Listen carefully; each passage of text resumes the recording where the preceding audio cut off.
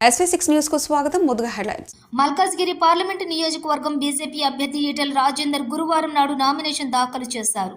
ఈ సందర్భంగా కంటోన్మెంట్ నియోజకవర్గం బీజేపీ నాయకులు బానుక మల్లికార్జున్, మాజీ బోర్డు ఉపాధ్యక్షురాలు బానుక నర్మదా, బిఎన్ శ్రీనివాస్ ఆధ్వర్యంలో వివిధ ప్రాంతాల నుంచి అత్యధిక సంఖ్యలో ర్యాలీతో కార్యకర్తలు వెళ్లారు.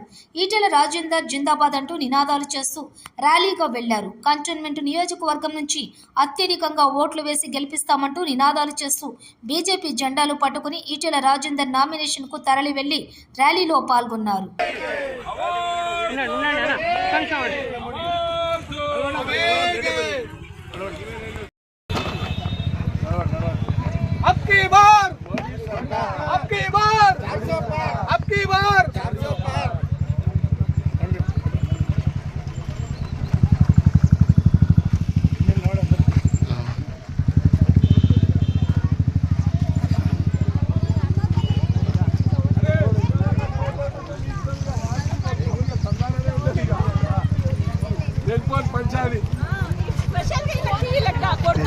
జాగ్రత్త.